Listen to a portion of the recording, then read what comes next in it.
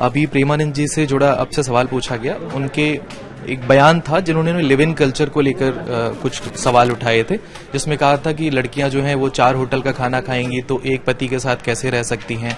क्या आप इस लिव इन कल्चर को आप सपोर्ट करती हो या उनके बयान को लेकर आपका क्या टेक है? उन्होंने शायद सिर्फ लड़कियों के लिए नहीं कहा था, उन्होंने दोनों के लिए कहा था। और मेरा ये मानना है कि वो बिल्कुल, ये बात तो मैं 100% मानती हूँ कि जो कैरेक्टरलेस हो जाते हैं, चाहे वो मर्द हो या औरत हो, अगर वो मुंह मारना शुरू करते हैं तो सेकंड में नहीं रुकते हैं, वो थर्ड एंड फोर्थ ऑप्शन भी तलाशते हैं।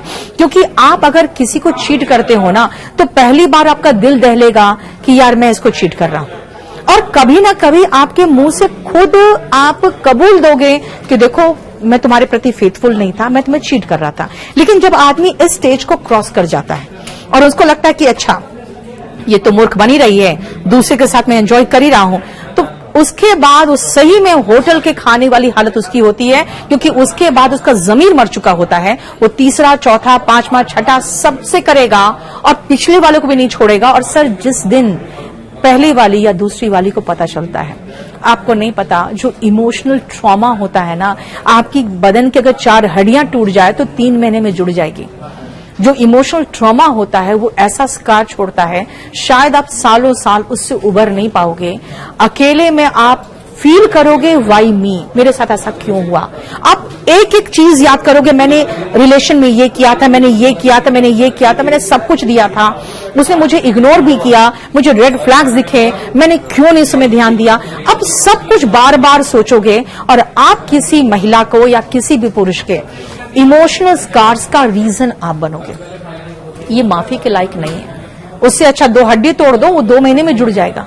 तो मैं ये मानती हूं कि प्रेमानंद महाराज ने सिर्फ महिलाओं के लिए नहीं कहा था, महिलाएं को ज्यादा इसको सीरियसली ले ली। अब पुरुषों को लगा कि शायद हम तो करते। आप लिव इन कल्चर का सपोर्ट करती हैं कि नहीं? देखिए, मैं लिव इन हो, शादी हो, मैं सिर्फ एक ही चीज मानती हूं, भाई छोड़ दो ना, let them decide, let them decide if they want to live together or marry or do whatever।